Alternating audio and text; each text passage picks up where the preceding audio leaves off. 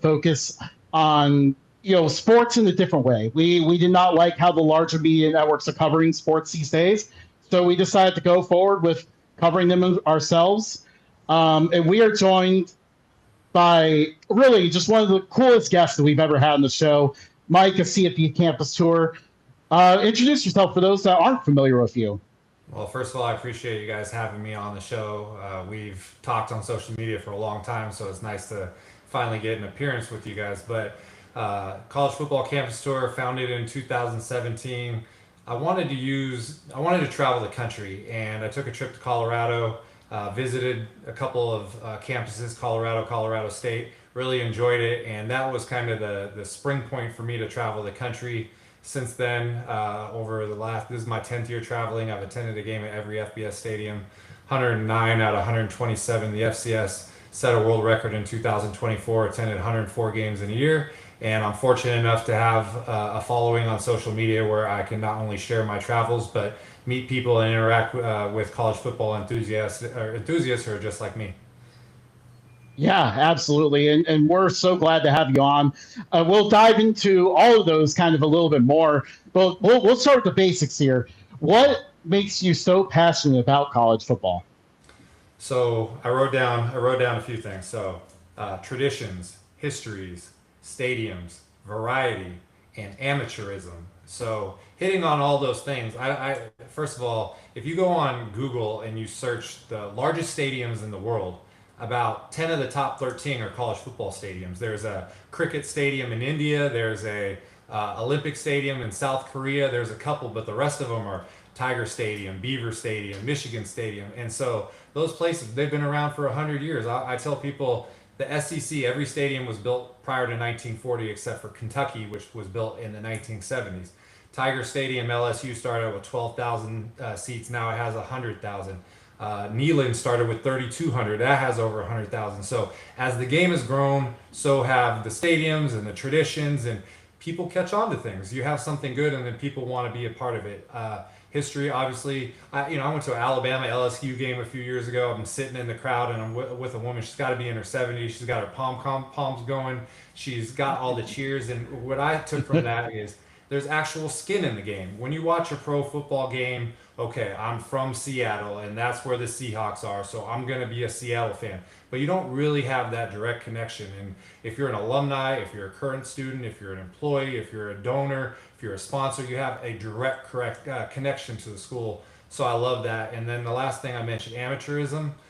It's important. I see how people every 4 years, Summer Olympics, every 4 years, Winter Olympics, how the country really gravitates towards the Olympics, and that's the essence of amateur sports. Yes, there are examples in the Olympics where there are pro players, and that's becoming more prominent. But I think everybody can get behind somebody who has dedicated their life to a sport and aren't necessarily in it for the money right away. And that's what college football has always been. Yes, there's a trade-off where you have to give up a lot of your life to earn this scholarship, and today it's the NIL, but you get to have an elevated college experience that a lot of people don't get to do, and it's strictly through the game of football. Absolutely. I mean, a beautiful way to put that, really. But yeah. So you mentioned kind of a little bit about what inspired you to tour college football stadiums. So you kind of went over how it began a little bit, but what inspired you to do it on the scale that you end up doing, like traveling to 104 stadiums and setting a world record in 1 year? What inspired you to go to that level? So in 2017, after I took a 3 week trip and I just drove to 100 college campuses, and I did it on my own. And I take statue photos with the bronze statue at each school, and then I made a game where I was going to take them all, and I got that. But when I was done, I decided that I was going to travel for college football. But I just did it on my own, and I went to a game at San Diego State in 2017, about halfway through my first season. I met a woman who was an employee of Disney, and she asked me what I was doing there by myself, and I explained it, and she said, "You should get on social media. You should get on Twitter. You should start posting your photos and adventures." And so I get home, and the next game I'm going to is Air Force at Nevada. I live in California, so it was much easier to travel those. And I remember my first tweet was, and first of all, I think my tour was my website was like D1 campus tour, something that was like 40 words, right? It was ridiculous. And so it took a while to condense it. But my first tweet was I tweeted at Nevada football program and Air Force program, and I said, I'm coming to the game on Thursday. I think it was a Thursday night game. And I got no response. And I'm like, what is this? Man, I told them I'm coming and they're not responding. And so, slowly over the course of a couple years, it went from, I think it went to like 14 games my first year, then 30 games the second year. It was 50 games the next year. And then in the COVID year, that's really when things kind of took off because two things happened. Number one is there was only limited games going on, so I could be at places that maybe everybody wasn't wanting. You could showcase that. But the other thing was the FCS season didn't play in the fall; they played in the spring of 2021. So I got to go in that calendar year. I went to 81 games. I went to 29 in the spring. I went to 53, 52 in the fall. And that not only showed me that I could do high volume stuff, but I could also capture an audience and do all that. But also it grew my appreciation for FCS football because you can have the discussion about the direction of Power Four and the money and everything changing. FCS is somewhat insulated in that, but I was just like anybody else that was a college football fan. I want to go to the big house. I want to go to the shoe. I want to go to the swamp. And then all of a sudden, the only football that's available is the UNI Dome. I did that on a Friday. And then the next night was I went to North Dakota. So I went to Allura Center. And then the next night was North Dakota, the Thunderdome, and I went to those three, and I'm like, and especially being from California, we don't have domes in California, so that Yeah. whole process really got me enthralled with it. And then 2021, I hit my 130th stadium, which was Utah, and became, I guess the youngest person to ever attend to every game. So it was a build up, but I would say the point that got me going on social media was just the interaction with a person in the crowd, and it took off from there. That's really cool. That's a cool story about like just how you got your start. So yeah, that was. Thank you for sharing that. I think I that's will really cool. also That say another thing is that my dad played college football.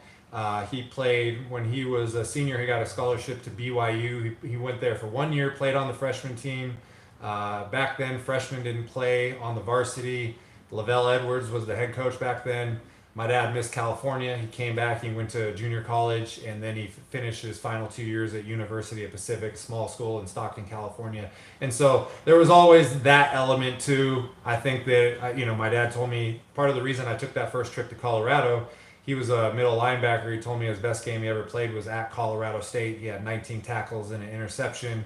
And when I went to Colorado State, I was supposed to go to Hughes Stadium, and I got to the campus, and that's when they were building Canvas Stadium. And all of a sudden, it's a Sunday, and I'm looking in at a brand new stadium being constructed, and I forgot to go to Hughes Stadium, and I regret it forever because they tore that place down. But a combination of things. My dad is also involved with being an inspiration as well. That's great. Yeah, absolutely. And I was wondering, like, because I knew in the past, like your dad. We talked about your dad a little bit with playing at Pacific, and that kind of goes to show like what a program offering college football can really do to inspire people and inspire love for the sport. So we'll go ahead and jump to Pacific here for a moment because we have talked about that quite a bit. I want to hear your elevator pitch for Pacific to bring football back. It's very interesting because I went and dug a little bit. I should say this: in March, I went to a basketball game with my dad, and there's a SID there named Tim Dixon who I've messaged with before. He put us in the second row. My dad, they have a football pavilion they just installed there a couple of years ago. It honors the former players, the program, Amos Alonzo Stagg Stadium. So it was very cool to do that. So when I was there, I was thinking, okay, what's the pitch? So I don't. It's not formal, but I will tell you that first of all, did you know that 5% of Super Bowl winning coaches attended the University of Pacific? Pete Carroll Ooh. won one Super Bowl and Tom Flores won two. That's 3 out of 60. 3 divided by 60 is 5%. So 5% of the winning coaches in Super Bowl history are from Pacific, and that doesn't even take into account Chuck Noll winning four, Belichick winning a bunch, all that. So they just make up three, but they could be a higher percentage of actual coaches that have won a Super Bowl. The first quarterback in Dallas Cowboys history is named Eddie LeBaron, and he was a seminal player in the 40s at University of Pacific. He went and got drafted by the Chicago Bears, and then when the Dallas Texans started, or the Dallas Cowboys, he was the first quarterback for them. Almost also Amos Alonzo Stagg. At the time, he's currently the 10th has the 10th highest wins in college football history, and he won 2 national championships at the University of Chicago, the Maroons, in the 1910s, and moved on to UOP. And so the fact that University of Pacific, with Super Bowl winning coaches, the first Cowboys quarterback, the 10th all-time winningest coach, they don't have a team. I think that we're ignoring that history. And then also, if I'm not looking for them to be Cal Berkeley or Stanford, I'm looking for them to fit in almost. We have St. Mary's here, which is the perfect D1 smallish school that can have this reach.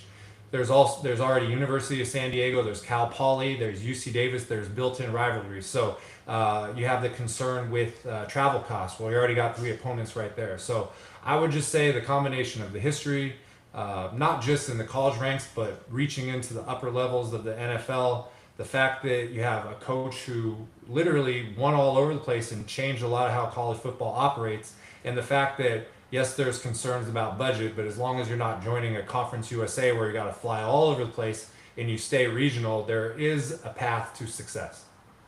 Yeah, absolutely. And I could see them if they don't want to offer scholarships. Now, the Pioneer League does have a little bit of travel, but you offset that with not offering scholarships. Or you want to go a little bit further. I'm pretty sure the Big Sky would be willing to take them in. The Big Sky's at 13 at the moment.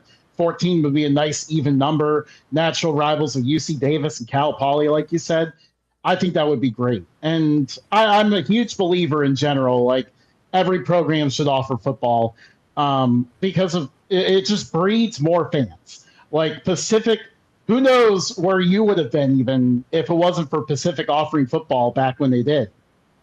Absolutely. And I read something that it was something like every football program, like FCS and below, is profitable for the most part.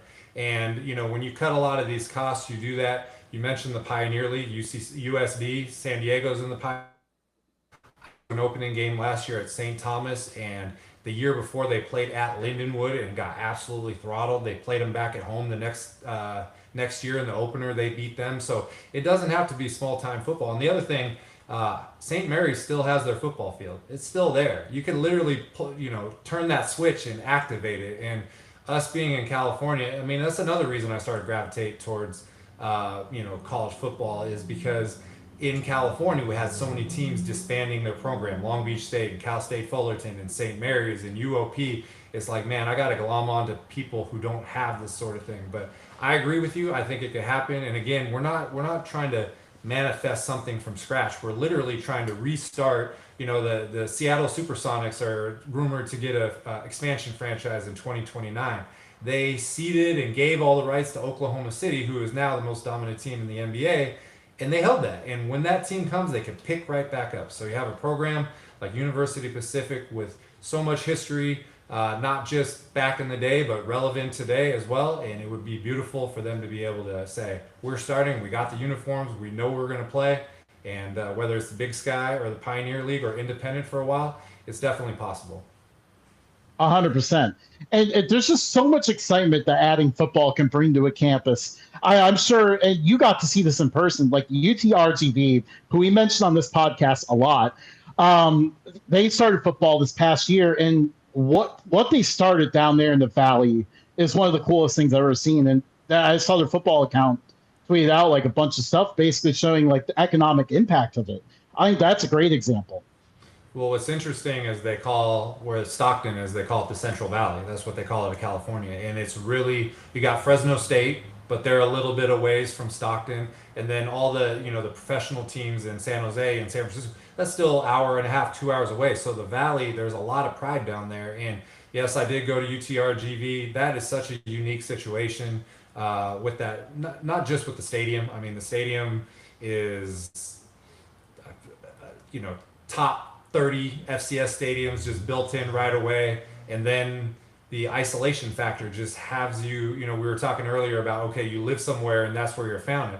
It's different in college, or if you have nothing around you forever. You go to states like, you go to Hawaii and you ask them who their favorite football team. They'll say the Niners, the Chargers, the Seahawks. But if they were somehow to have a professional team in Hawaii, everybody would be a Hawaii fan. You look at the Utah Mammoth in hockey. All of a sudden, maybe they were fans of the Golden Knights or the Kraken or the Kings, and they put the Mammoth there. They're all Mammoth fans. So UTRGV, in a college sense, really captured that. Their baseball has great attendance, and again, they have such a jump start with that stadium.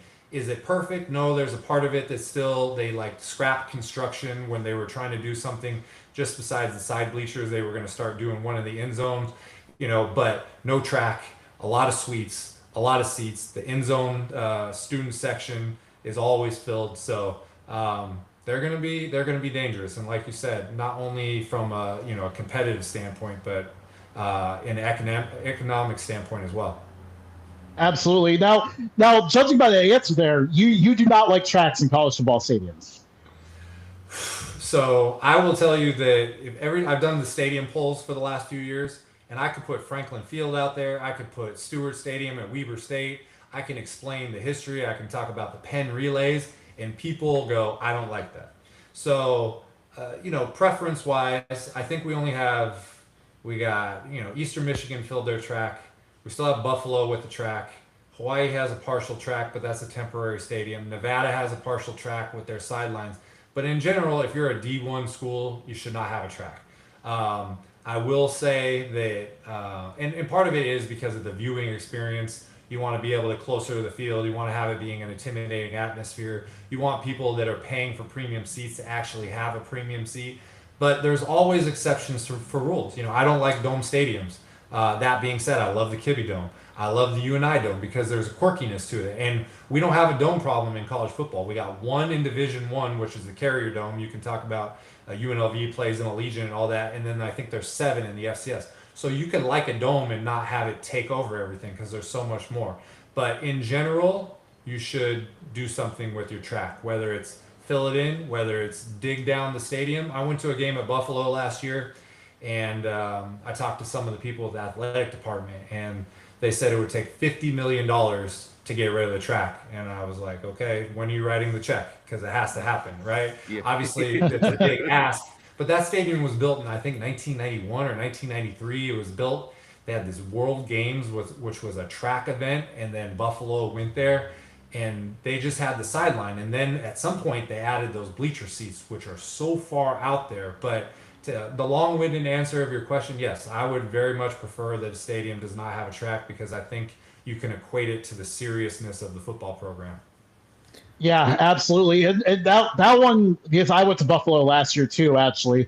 I the track around it, like those bleachers, you're talking about the ones in the end zone, right? Because those things were very far away, and not a lot of people use them either. No, and again, like I'm never gonna punch down on people when it comes to finances and stuff, but you're making Buffalo is a huge city, and you see the success of the Buffalo Bills, and they've played and endured in out weather. They did an old stadium for a long time, and now they're getting a new stadium. It doesn't equate; it's not on the same level. But Buffalo, New York, is a big city, and if you could capture some kind of football success out there, maybe it could be poured into the stadium. They did build a big performance center, but they built it way beyond. You saw it, I'm sure, in one of the end zones behind the small scoreboard. They built it way beyond the field, and so if you want to close the gap, you got to be able to do that. But them, I think that you gotta start over, and you gotta knock down those bleachers. There's not, there are little sweet areas, but there's nothing like, if you're looking at Kansas State, that huge press box or anything like that. It could be done. It just is going to take a lot of money. And what it comes down to is what do you want? What do you want? And if they're, not losing a bunch of money and they're playing competitive football and football can help, or, it's helping with the other sports, attract athletes and enroll high enrollment, then you roll with it. But if you want to be more than that, you got to invest. But again, look at your peers, and if there's nobody else in the FBS that has an actual track, that says something. Yeah, and I think it's an area there's a potential there. Like Buffalo usually gets behind all their teams. I mean, right now, like the Sabres are on TV, they're up 3-1 on Montreal. Like the fans are getting behind that.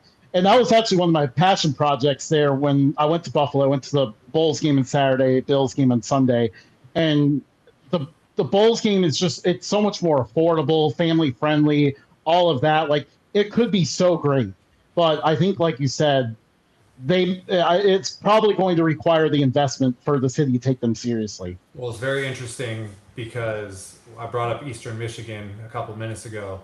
They got $1 million donation from Max Crosby, and that's how they got the new turf, and they covered the track. And if you think about Buffalo football, I think most of us are thinking of Khalil Mack. And I'm not, pocket watching or anything, but that's, somebody in his position. Max Crosby did it for their alumni, Mac School, who may have similar financial issues. And so that's the kind of thing where, one thing that I notice is there's some schools that do really good job with their history. You go to Oklahoma, they got statues of every Heisman Trophy winner. But then you go other places like Purdue, they got Rod Woodson, they got Bob Greasy, they got all these famous people. But Louisiana Tech, they just built statues for Willie Roaf, Fred Dean, and Terry Bradshaw. Like there's some people that are leaning into that history, not because just they want to display it, because they also want to have ties to these people who have power and have money and influence. And so a guy like Khalil Mack, he's not the only person to come there, but again, he's the most notable person. So try to find some way to build a relationship, and maybe they are, but all I'm saying from an outside perspective, Max Crosby did it for Eastern Michigan. They named the field after him. He can come back anytime he wants, and he's celebrated at Eastern Michigan. A guy like Khalil Mack has the same clout, and maybe he could do it. Got to help the next in line. Absolutely. And it takes a lot to be in FBS football. And the thing too is, if the college football playoff changes and we got auto bids, anybody could win the MAC.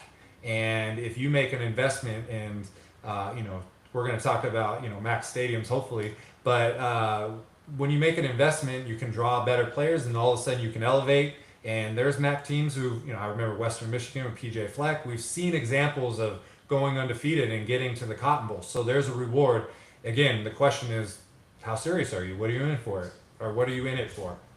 We were having a similar discussion with I'm big into the MLS, and NYCFC, they play at Yankee Stadium. And I'm like, what an embarrassing display, dude. Like you care about soccer so much that you're playing at a baseball stadium, with like 500 people, not even enough for a good fight. It's just it's a bad look, and I feel like there's connotations behind that, and it may not be as as noticeable with a track around a field, but it's the same principle. How bad do you want it? Are you gonna talk exactly about it? And there's instances where, like UCF, I think they founded their program, I want to say like 1979, and they went from D3 independent to D2 to FCS. They touched everything. I guess a better example I was going to say would be USF. They've been playing in Raymond James Stadium their entire existence. It has that dynamic that you're talking about, where it's a small crowd in a big stadium. You have a little bit more understanding for that because they're hopefully building towards something. I think USF getting an on-campus stadium is one of the biggest accomplishments in the college football landscape in a long time. But going to what you're saying, a New York franchise who wants to be seen potentially as serious as a player, you might want to find a venue that is appropriate. And I mean, I just went to an A's game on Sunday, and they broke out of the Coliseum on the way to Vegas because it was embarrassing to see that crowd, not to mention the vitriol for the owner. But when you go to West Sacramento, it's like 13,000 people. Not only is it full, but they got the lawns and people are there. So you recognize it's not Major League Baseball, but it does provide that environment that you're looking for. And I think this New York franchise you're talking about, that would be the goal for them as well. Absolutely. Yeah. So how many stadiums have you traveled to in total across all divisions and leagues? So that's a good question. I can kind of give you an estimate. Well, okay, so there's 265 in Division One. I've been to a game at every FBS, which is 138. I've been to a game at 109 out of 127, the FCS. The numbers changed, because I ended the year at 112 in the FCS, and then bye bye St. Francis to D3, bye bye NDSU and Sac State going up, and then the bottom number stayed the same because here comes Chicago State and West Florida. Like, I love everybody joining, but if they could just take like a 2-year moratorium so I can actually get through this thing, that would be great. Mark it off the list. But the 18 schools that I have not been to for a game in the FCS, I've been to 17 of them. The only one I have not been to is the University of Maine, and it drives me crazy. Okay, so I went to Maine in 2017. I saw this rap group from the 90s called Das Effects. They had a 25th anniversary concert. I just went there and then I left, and I didn't even stop at the stadium. This spring, I had a couple of hockey trips planned and I was going to go, and then it's like polar vortex and all this stuff. So that's the only one that's left. I'm down to 18 schools. I looked at, I think, like week 4 or week 2 or week 4, they might be the only new FCS school. So we're going to knock that one out quickly.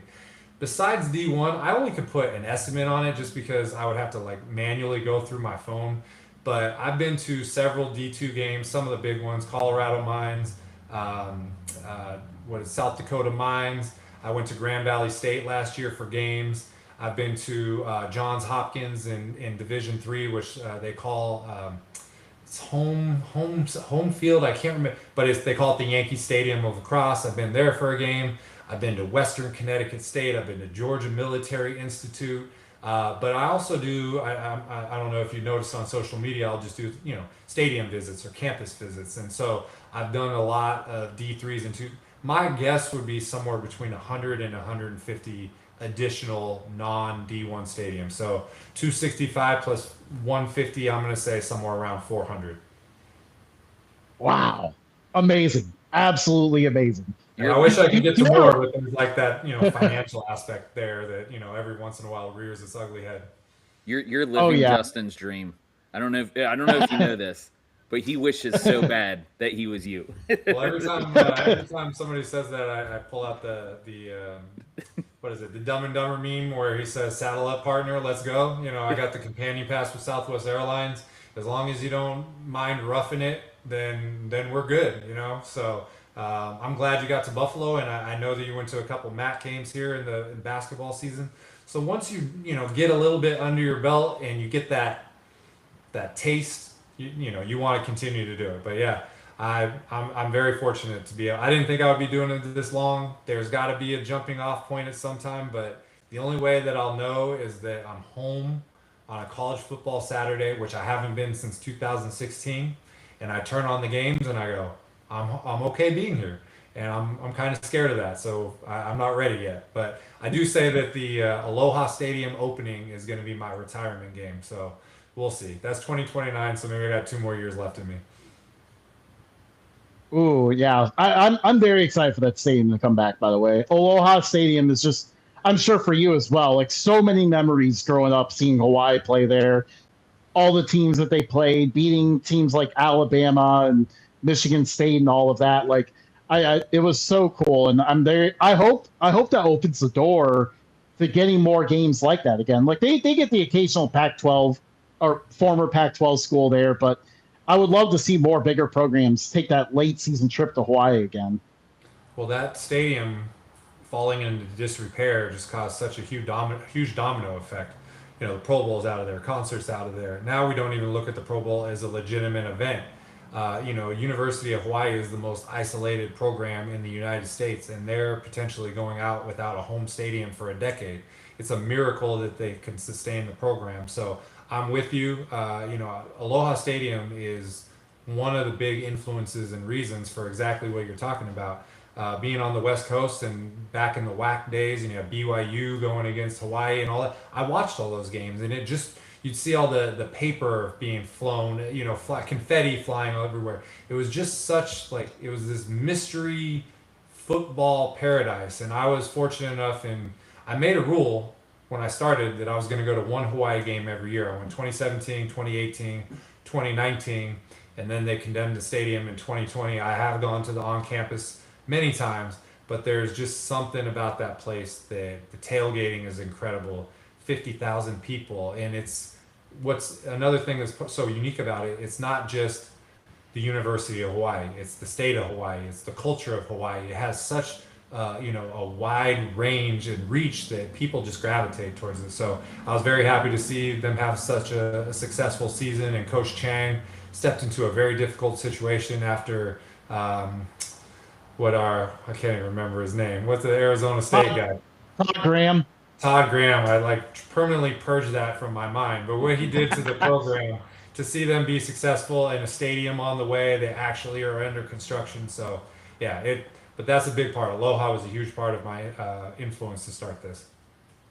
Yeah, that win over Cal on Christmas Eve. I mean, that thing darn near took a tear to my eye. I mean, that was so cool. So really going back here, what is do you maybe you don't remember this, but if you can remember, what is the first college football game you ever attended?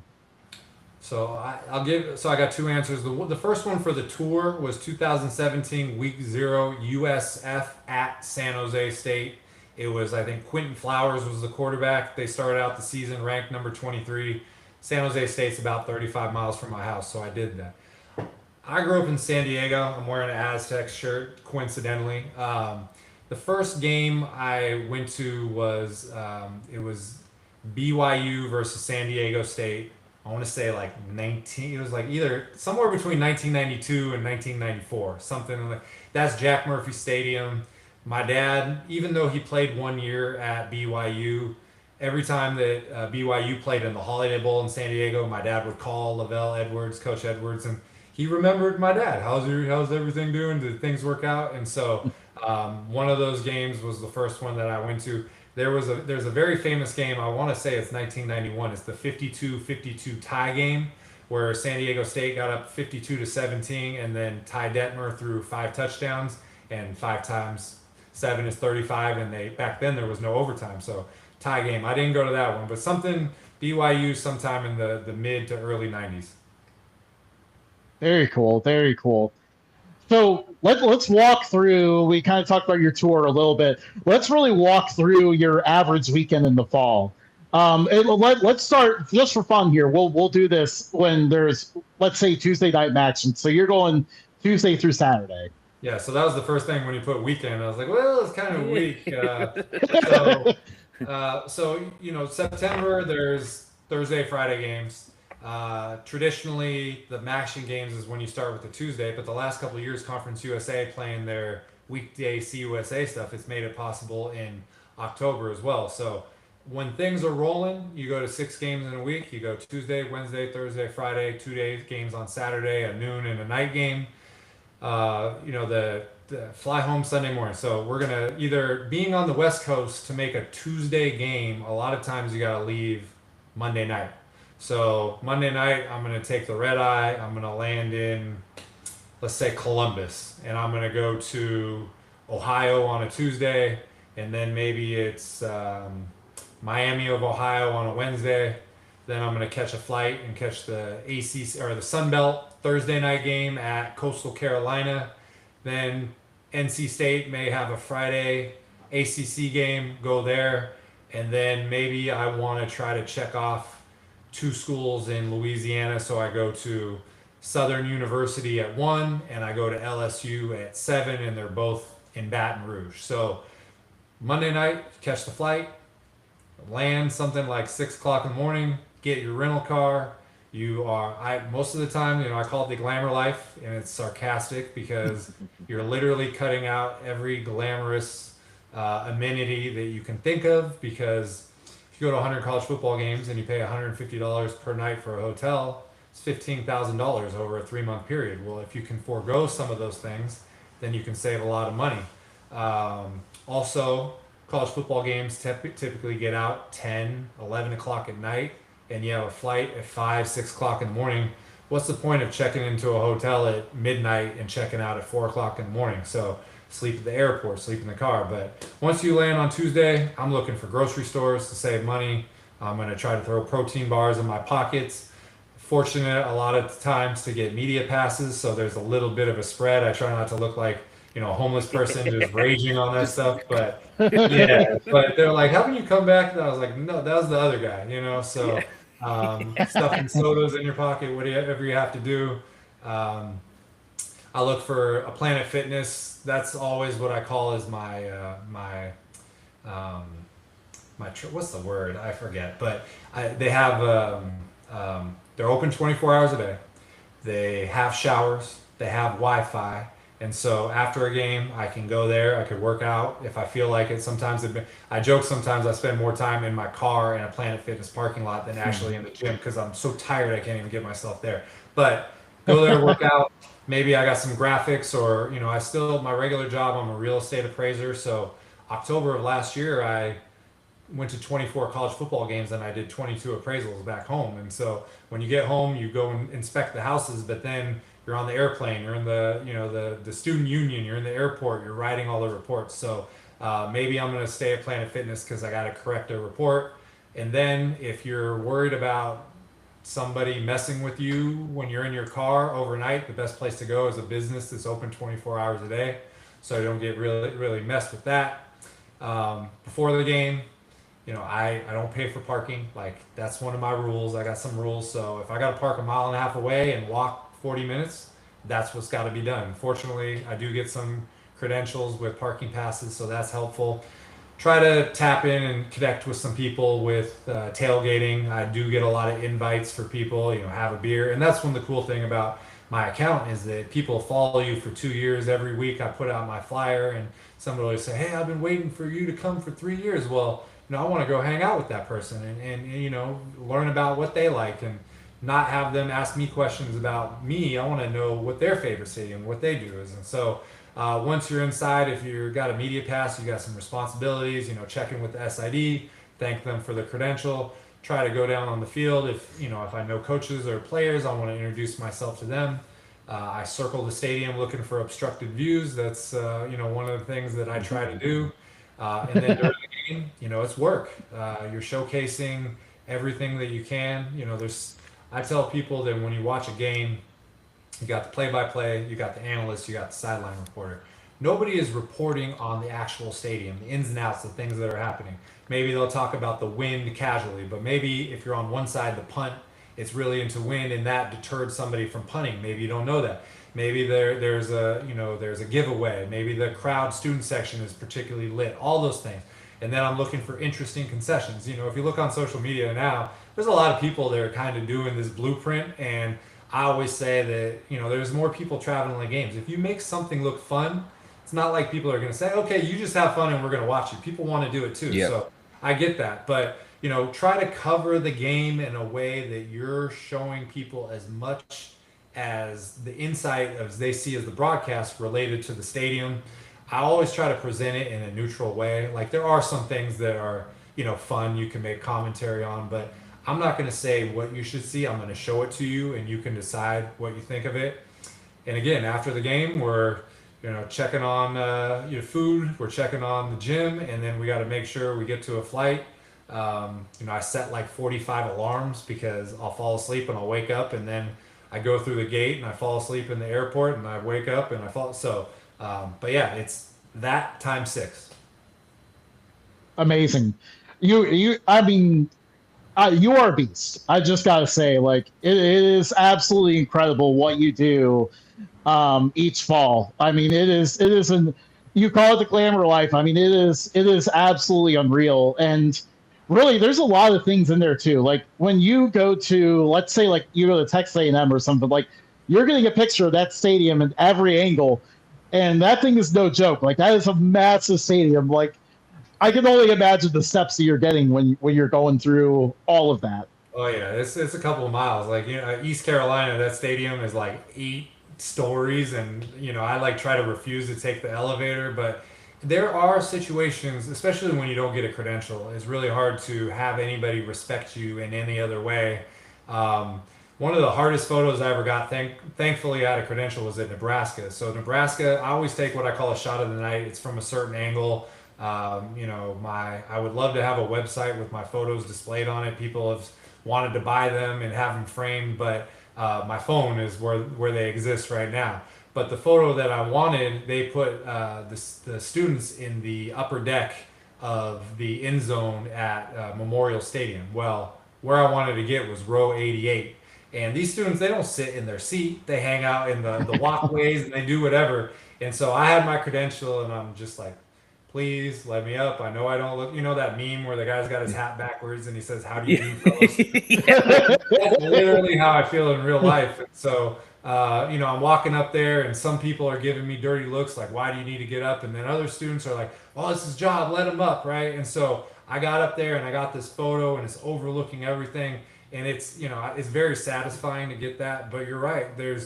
Um, when you go to a certain type of level football, you can navigate a lot of the stadium, but you don't get that vibe.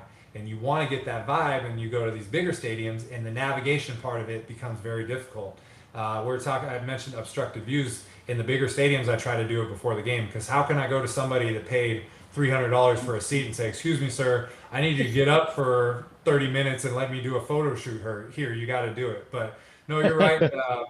All these stadiums that have grown over time, there's ramps and there's circular ramps and there's stairs and there's bleachers and you know, I really probably don't need to work out during the stadium, or during the season, but most of the time I lose weight. Like you start out at a certain weight and then over the course of bad sleep, not eating enough and doing all these steps, you get down like this is my time. I try to rebuild myself in the off season, but yeah, it can be a lot.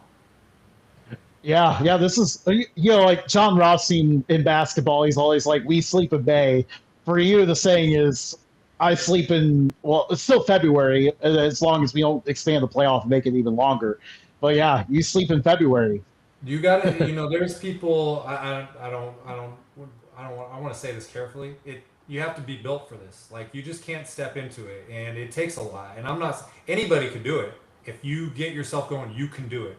But just to see something and go, I could do that. Because I remember when I did 104 games, I mean, I screenshotted. People are like, mark this down. I will get your record. I'm like, come, you know, come. And you're gonna be probably tapping out in game 11. But it does take a lot. It's a commitment. And that's why, you know, there's a saturation point because you cannot just do this forever, which is why I'm extremely grateful what I've done. I do have, you know, some more goals to tick off.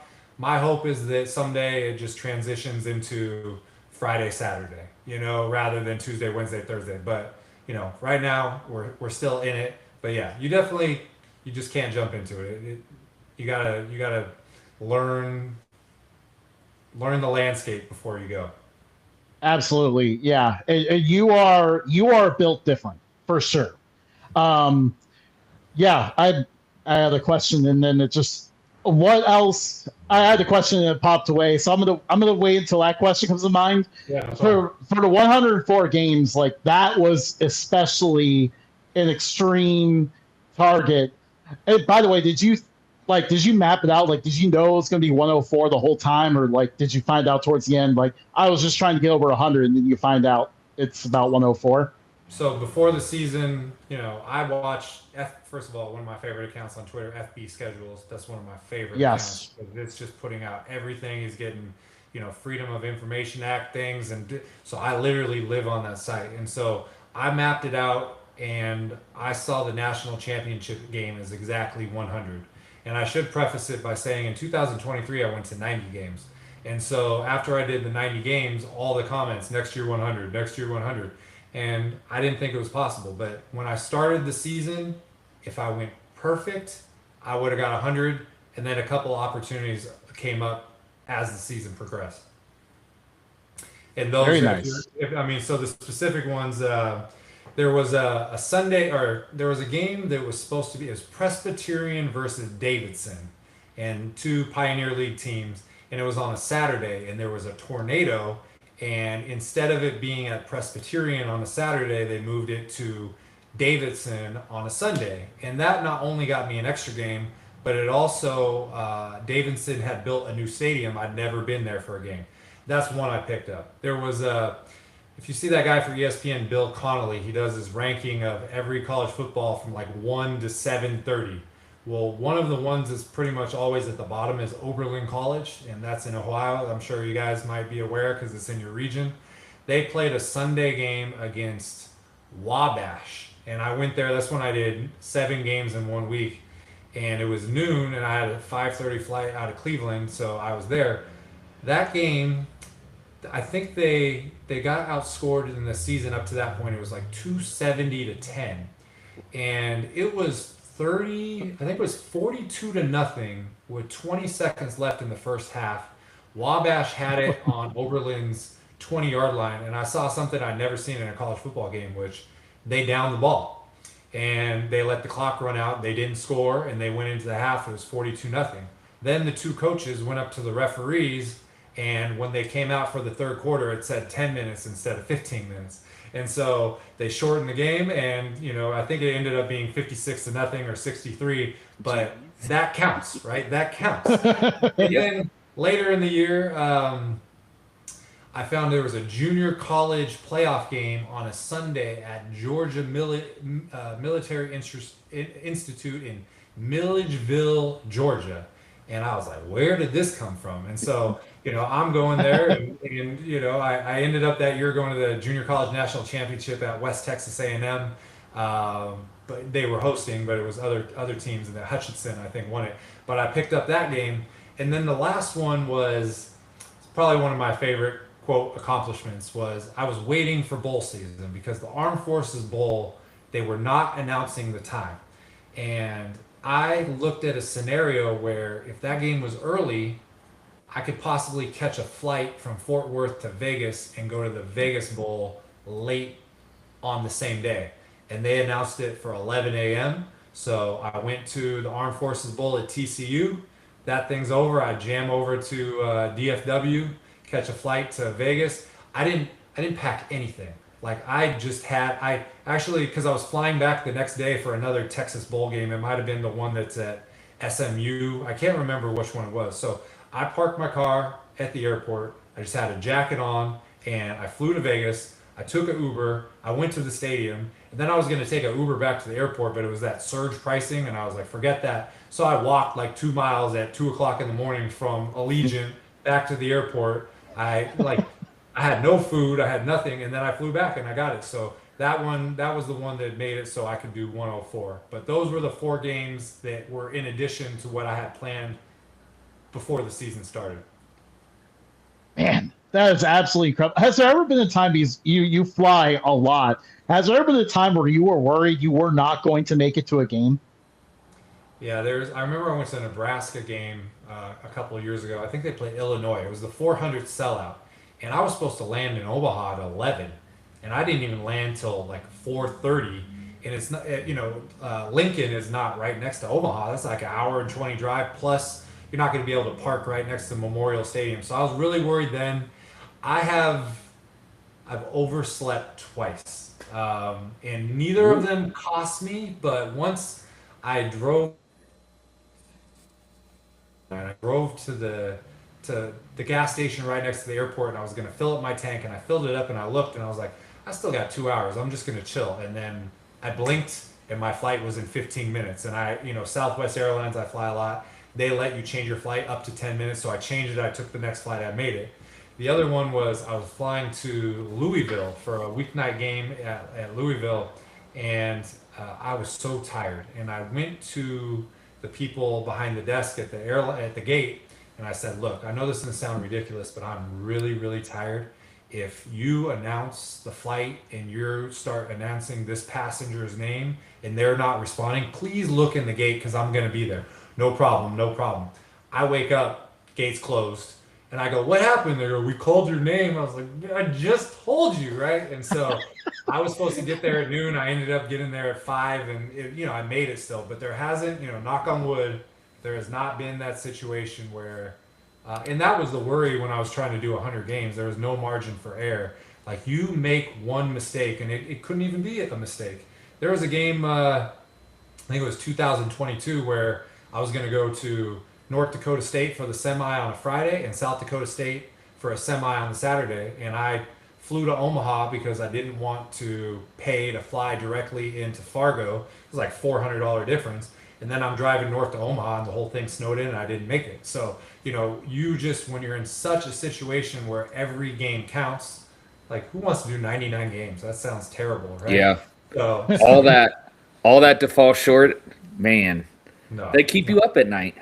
It does. Drive you And crazy. it's not like you can just fix it. You got to No. wait for all the planets to align. And to be honest with you, like this is not in an arrogant way. I just think the way the college football schedule and the landscape is changing, you're not going to see anybody even have the opportunity to do that many games, because if we're getting rid of bowl season, if we're condensing the college football playoff, if we're getting rid of bye weeks, so these things like that, there just may not be 100 games on the calendar to do. So I remember somebody telling me you should have gone from 90 to 91 to 92 and broke it every year. I'm actually really glad I just put that high number out there, because it will be there, and it may be there for a very long time.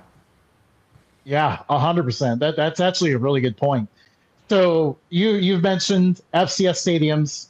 Getting all of those down is your current goal that you're working on. But you mentioned goals, so you have a few others. What are the other goals that you have related to stadium travel? Yeah, so I'm 18 away from the FCS. I do have a secondary goal within the FCS, is to go back to some of the ones I only saw during COVID, which is what I've been working on the FCS. Grambling, Furman. There's a few that I only went to during COVID, and I really feel like giving it a fair shot, going to do the whole experience is the way you want to do it, but they count. I went to a game there. Um, the goal that I didn't even realize that I was close to is that I'm 10 FBS schools away from having attended two or more games at every FBS school. And so, I've been to App State 7 times. I've been to Ohio 5 times. I've been to San Jose State 5 times. But there's some, because those people are always playing on the weekdays, so you can do that over and over again. I've only been to one game at the University of Missouri. It was the season finale during the COVID year, and then I held off because they're redoing their stadium and Farrow Field should be done this year. I actually think I'm going to go to the week one Thursday night against UAPB to just knock that one off the list right away. But ULM, I only went in 2020 COVID year. I was in Monroe, and it was all about the COVID testing to see if they were going to actually play a game. They decided to play a game. Me and about 75 people went there, and they lost to Louisiana 70-7. So I'll give you guys a little inside baseball. So Commissioner Gill with the Sun Belt, I've met him many times. I tell him, what a phenomenal job. Not that it matters what I say, but the additions are great and all that. But every time I've talked to him, I said, you got to give ULM a weeknight game. I've been traveling for 10 years, and they've never got that weeknight Fun Belt game. My pitch was, okay, I know that they're not in the most demand program to see on TV. However, take somebody like Coastal Carolina, who wasn't a demand, and then they got notable and they blew up, and now they're on ESPN every year. And so, give them a little bit of help. And so when I saw the Sun Belt schedule come out, I think it's November 12th, ULM is hosting a Thursday night game, and I was so happy, right? So Commissioner Gill, salute to you. I will be there, and I will promote the what out of it. But that's really my goal. I'm down to 10 schools that if I get those, I'll have seen 2 or more games at every FBS school, which, I don't know if anybody has done that. I don't know if it's specific goals, but there are some stadiums lower than Division I that I still want to go to. There's a place called the Superior Dome in Marquette, Michigan, which looks like an igloo. I've been there for a campus visit, but I haven't been to a game. I'd love to go there. That's probably my one. I have 2 top D2 bucket list stadiums. The other one is Bowman Gray Stadium in Winston-Salem. That's home of Winston-Salem State. That's the one inside a NASCAR track. And so they have the funny cars and everything, and they play football there. There's a lot of opportunities for 2-for-1s with Davidson or some of the Campbell and some of the other Wake Forest itself. And then beyond that, like, my goals are always to try to go to stadium openers. So this year, there's 2 that are opening. Northwestern is actually opening on my birthday, October 1st. Oh, I loved Ryan Field, and I'm still upset about that thing being gone. I know all the arguments and the reasons, what do we say? Reasons, right? Reasons. But that place felt like a Midwest Ivy League stadium, and to me, it wasn't a notable place because the program was successful. But I love that. The 2 towers, you can't duplicate it. That being said, I'm a fan of Northwestern. I know some people in the athletic department, and it looks like it's going to be something that's very unique to college football. A modern, not a dome, but covered in a lot of ways. They're trying to insulate the sound for concerts. So I want to go to that. And then the other new stadium is North Alabama is opening an on-campus stadium. I think it's called Bank Independent Stadium. They've been playing off campus a couple miles at this place called Braley Stadium. I held off on that one as being an FCS one because I knew the stadium was in work. So I'd like to see that. USF is supposed to open in 2027. Hawaii is supposed to open in 2029. So my remaining goals, I think that I don't think I could put up a number higher than 104. I don't think that's possible. I've been to most of the bowl games, so maybe I've never been to the Pop Tarts Bowl, maybe something like that. But I would say my main goals left are knock out the FCS, get to the rest of the FBS that I need to be 2-1 at every stadium, and then hit some of these D2 schools or D3 schools that are really, really notable that I haven't gone to yet.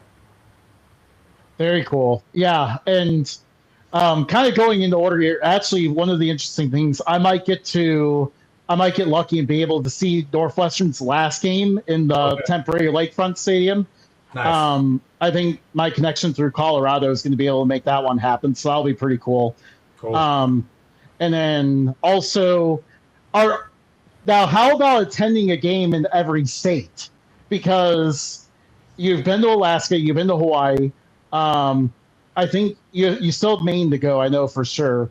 But then I think you have to go to it's probably like a D3 school to go to Vermont. Yeah, so those are the only two left. So I've seen college football in 47 of 50 states. You mentioned Alaska does not have college football. I went to a high school game there last year. Maine is the one, to me, there's no excuse that I haven't gone up there. But my excuse that I'm going to say is that I've tried to do 2-for-1s every Saturday, and it's very difficult to do a Maine 2-for-1. So I actually have been talking to one of the top guys in the CAA, and I'm like, give them a weeknight game. They told me every other year they play a Friday opener. Last year I went to it wasn't Fordham. It was somebody up Colgate. I went to Colgate on the Friday opener and knocked that out. But yeah, and so Maine, Alaska, but I've seen football. So only two states left for non-football is Maine and Alaska. I'm gonna get Maine. And then you talked about Vermont. Obviously, the Catamounts discontinued their program a long time ago. But I think it's like VSU Castleton. Last year, I went to a Friday night game at Salisbury University, who is in Maryland, and they are a D3 school. And I've gone to so many, I don't know how to phrase it. I don't want to sound like spoiled or anything, but you can only go to these places so many times when you have a new option available to you. So I either could have gone to like a Maryland Friday night game, and I've been to SecU Stadium like 4 or 5 times, or I could go to Salisbury and check that out. They played Castleton, which is a Vermont team. And so when I talk to people, hey, come up for a game. So that would be it. So yeah, that's another goal. I'm two states away, have seen, amateur football in all 50 states. Very cool. I guess I would love to do the Canadian Football League. I would love to do that. I don't like the direction that the league is going. Getting rid of the 55-yard line, getting rid of the Rouge. 8 out of 9 teams make the playoffs. It's like, what are we doing? I don't understand that. That being said, we talked earlier in this conversation about, kind of compartmentalizing when it comes to your fandom. I really want to go to the Grey Cup. It's on a Sunday. It's in mid-November. Go out and do that. But I would love some kind of summer tour to hit. You could go to Toronto Blue Jays baseball game. You can go to Argonauts game. You can go to the Hamilton. You could go to there's Montreal. There's several of them. So that would be one I would love to do as well. Yeah, and usually during this time of year, like late in hockey playoff season, you could probably even catch a hockey playoff game there too. Exactly. So you mentioned you kind of talked about the Alaska trip a little bit. Let's really dive into that, because I mean this is one of the coolest trips I've ever seen. I mean, everyone has fantasized about this stadium, the northernmost field in the world, I believe is what it says. Yeah. And you actually managed to get there. Tell us about that adventure. So, you mentioned it being a top bucket list stadium, and somebody that, if you look at my Twitter bio, it has my stats and my accomplishments, and there's a lot of them, but you put out #1 bucket list stadium and people would say, have you been to Barrow, Alaska? And I was like, well, no, I haven't. But so that was like the one out there that was bothering me, not because I need to accomplish things, it's because I legitimately want to go just like you guys, just like everybody else. And so a couple years ago, there was an opportunity to go before the college season. I didn't have my money right. It wasn't ready to go. And so I was like, I'm going to continue my college stuff, and that will be hopefully there in the future. And so I was following a coach on Barrow, and I started messaging him, trying to get a little bit of insight about what their schedule was. And it took a while, but he told me that they were going to play a season opener, and it was 1 week before week 0. And I looked at it like, this is my opportunity to do it. And I researched it. I live in East Bay near Oakland, California.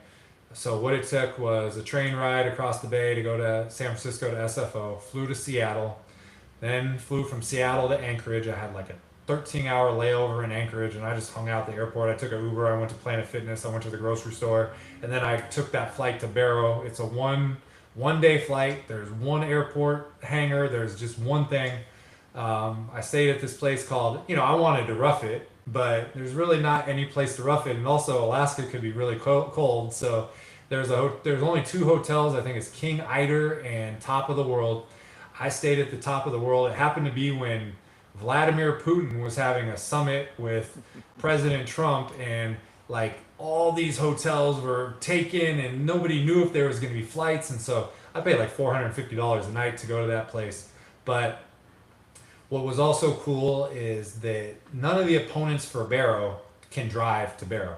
So you got high school teams flying to Barrow and flying out. So the flight that I took from Anchorage, it was with the opponent for Barrow. It was Reddington High School. The referees were on the flight, and so somebody knew of me, and then I talked to the coach, and it was funny. It was very humbling because I'm talking to these players, and they're like, "Oh, where have you traveled?" And I was showing them my phone, and I was like, "Where's your favorite place that you've been?" And they're like, "We've never been out of Barrow ever," And so it was really crazy that you have this contrast of these kids who are playing football and are kind of geographically isolated, and then you have this guy who is fortunate enough to go to all these places, and you meet in person. So it really it magnified my appreciation for the trip.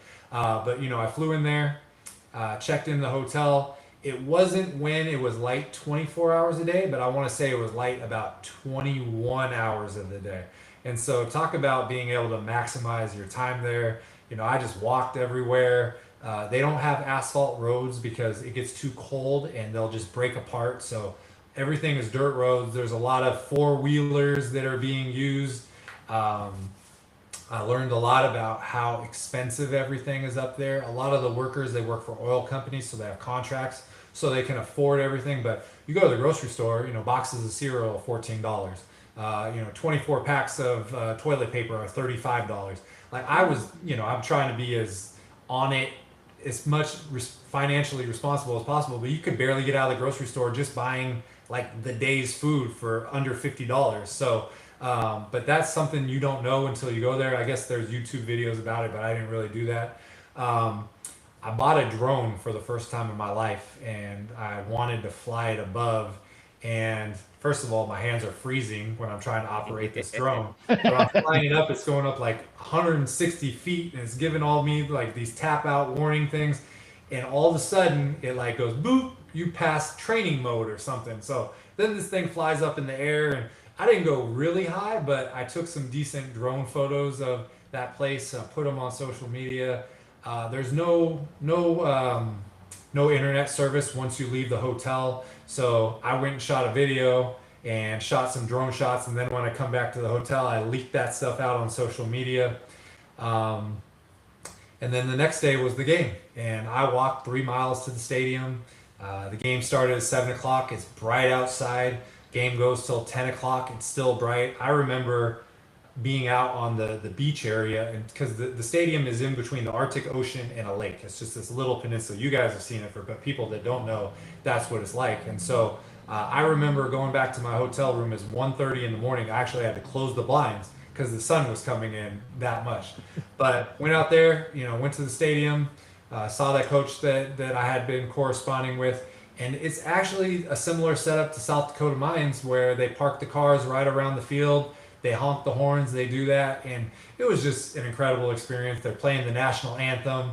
The flag is waving really hard. You got the wind coming off the water. And I went there in mid-August. Like, I watched things a couple weeks later, and it was snow and dark and everything. So I was fortunate to do that.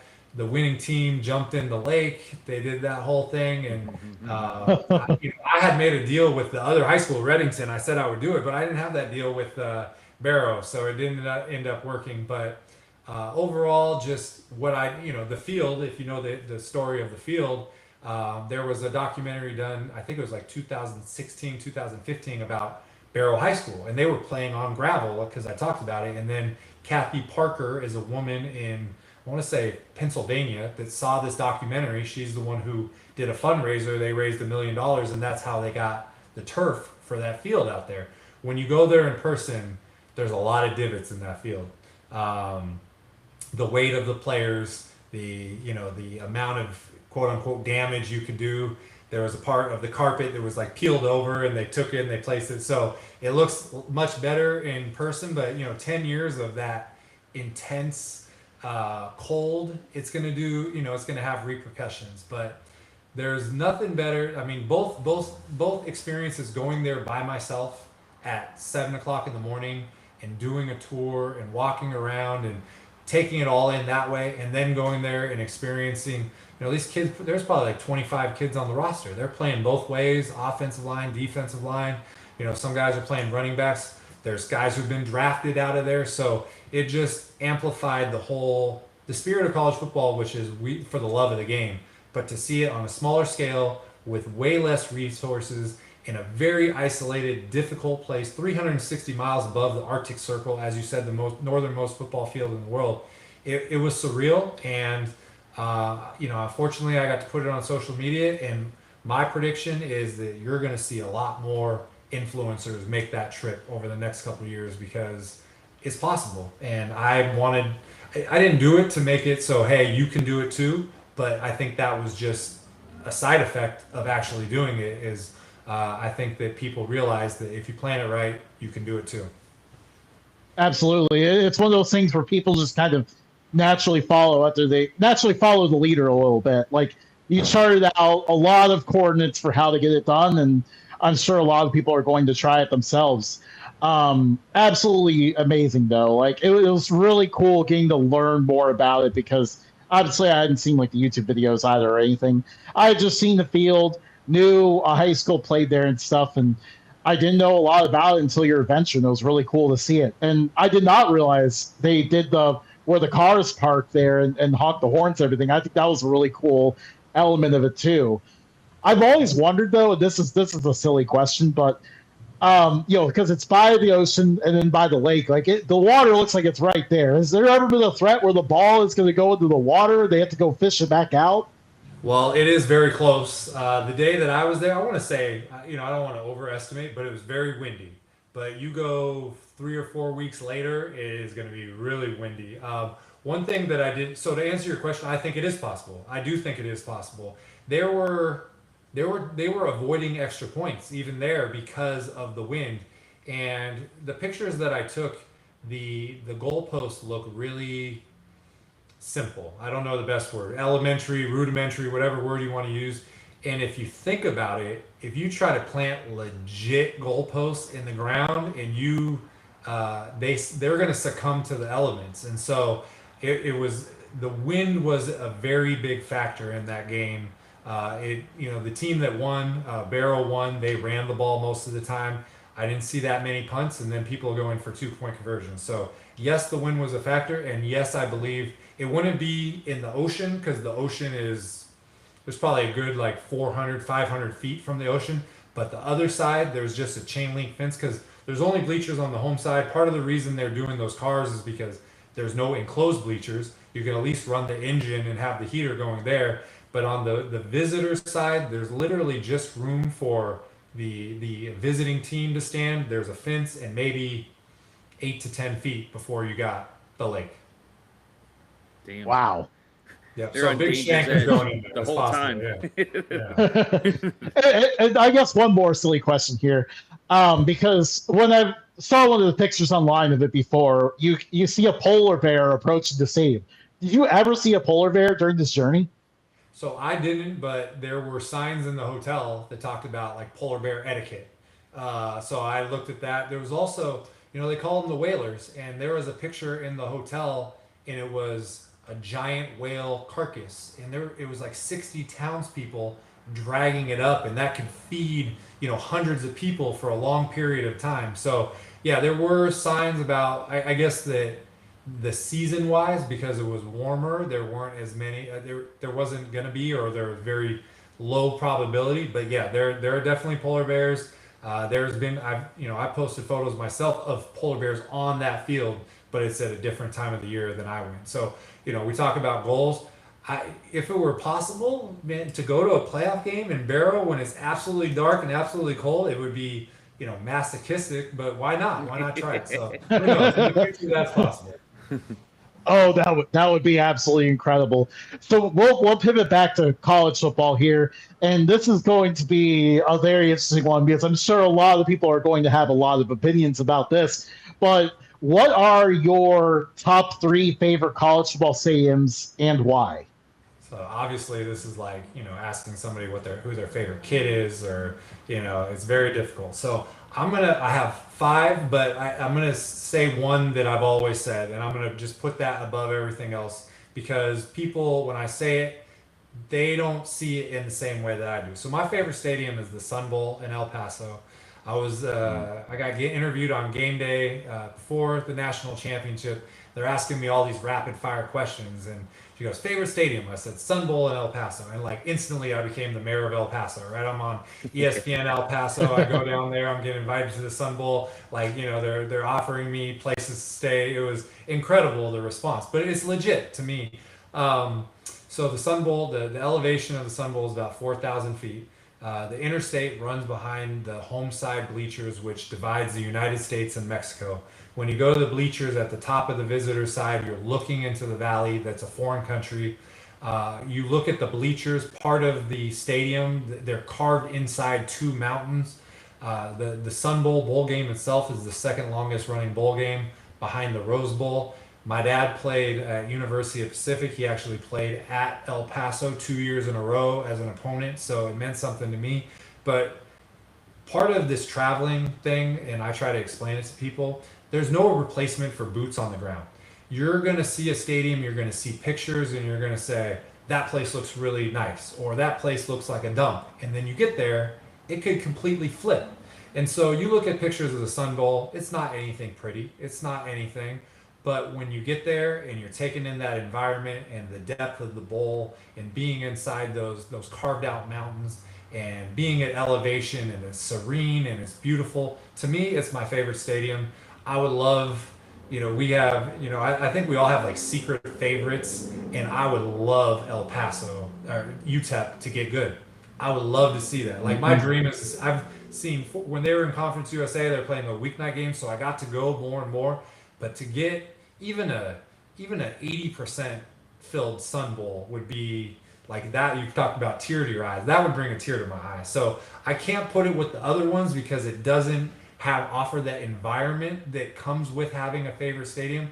But I do want to preface that as my first one. So I do have five, and I'm sorry I can't stick to three. But number one is Ohio Stadium, the shoe, Ohio State. That place is iconic, not just because of the architecture on the outside, but it really, the Yale Bowl and Harvard Stadium influenced dozens of college football stadiums. And Ohio Stadium is the two-story version of Harvard Stadium. It's in the shoe, obviously in the horseshoe. It's double-story. I think it's one of, it's the after Harvard Stadium, it's one of the strongest, largest reinforced concrete stadiums. But when you go there, and we're talking about tracks, go search 1970 Ohio Stadium. There's no end zone bleachers. There's a big track. And, Jesse Owens, when he was in college, he went to Ohio State. He ran on that track prior to going to the Berlin Olympics in 1936 and, won gold medals in front of Hitler. There's so much history there. But they made the investment. They got rid of the track. They lowered the field 15, 20 feet. They filled it in. They put those bleachers in the end zone. And that stadium is incredible. It doesn't have like the prestigious looking home side press box. But just when you go there, the environment, that whole end zone is students. And it's funny though, because there's just porta potties there. So just be prepared if you're on that side. There's not exactly the greatest accommodations. There's obstructed views there. There's issues. But I just think the shoe, given its history and given the architectural importance of that stadium, it's one of the best stadiums in college football. Very cool. Yeah, and it's fun to get that perspective too, because that's kind of why that question was a little bit twofold. I like also getting the perspective of you've traveled to every FBS stadium. What do you prioritize in the experience? And I think that's a pretty cool way to do it. Yeah. Let's continue along down your list here. Yeah, so I will say Tiger Stadium, LSU. I think that's a pretty easy one. Played 10,000 or started with 12,000 seats. Over the course of time, it's grown to 102,000, I think. My dad played there as an opponent there. It was a money game. They got killed by LSU 35-0. My dad talked about missing a tackle and the whole stadium is shaking. But I love that place. Again, the outside means a lot. Like in, certain stadiums, they don't do anything from the outside. But when you go to the outside, they got all the plaques. They got all the, the Heisman Trophy winners, the first team All-Americans. And then just the way that they built that up, it used to just be bleachers on the side. Now it's a shoe. It's got the lower part of the one of the sides, and then the other side is very high. You can look in the distance. There's some of those, the New Orleans, Louisiana type bridges out there. And just the environment is insane. Like football, they only concentrate on football. And, there's that earthquake game, I think, from the 90s where they were down 6-0. They scored a touchdown and won the game 7-6. The crowd noise literally registered as an earthquake there. So tons of history there. I grew up watching the Saturday night game on SEC from the West Coast and just thinking, this can't be true. Like they cannot love football this much. And when you go to Tiger Stadium, you can see that they do love it that much. And, we talk about Mecca with Wa Grizz in Montana. It kind of gives you that Mecca feel when you go to Tiger Stadium at LSU. Another one, Kyle Field.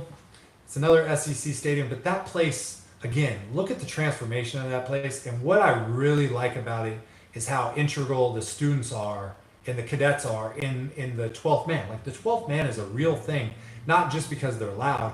There's literally signs and signals from the ground being thrown up to the cadets in the second and third level on that side, and the cheers are coordinated. And it really, I went to a game, I want to say, I think it was 2018, unranked Texas A&M against #1 Clemson. That's when they had Kelly Bryant. That's when they had Trevor Lawrence as a freshman. No business being in that game, and if they would have got a 2-point conversion, it would have been 28-28 going into overtime. That place, I would say, crowd-wise, maybe the most intimidating place to go play college football. I would put that there. Two more, I'm going to say Lavelle Edwards Stadium, BYU.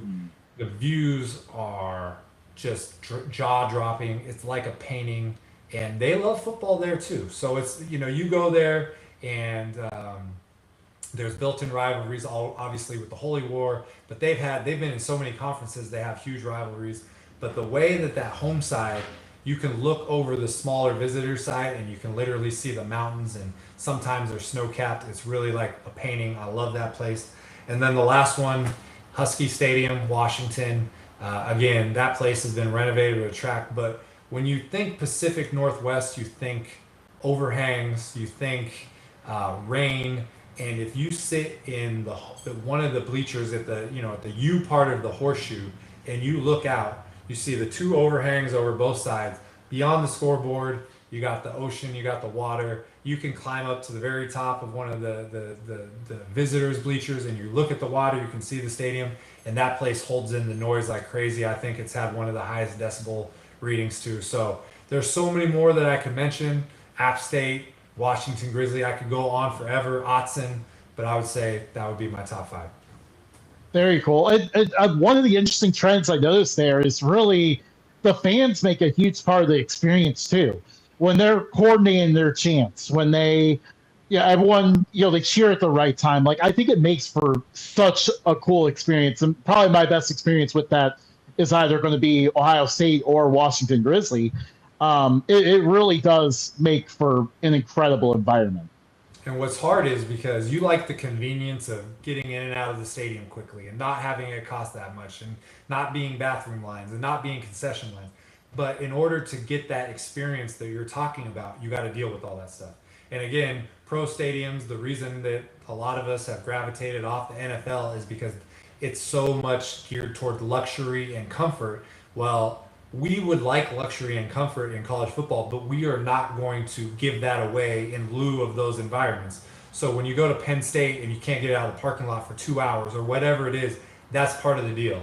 And we want to preserve those environments as much as possible. I don't mind modifications to the stadiums, but this Northwestern thing, I do not want this to be a trend. But that being said, what you're saying is exactly correct. The crowd, the environment, it adds so much to the experience that when I bring up the Sun Bowl and UTEP, if that experience that I'm going at these other stadiums could somehow be dropped into UTEP, I mean, it's like euphoria for me. So It would be so amazing. Really, they just need to string together like a few wins. The city of El Paso is ready to get behind the team. yeah. And I know when Scotty Walden first got there, this was pretty early on into like when our podcast like actually started to get a following.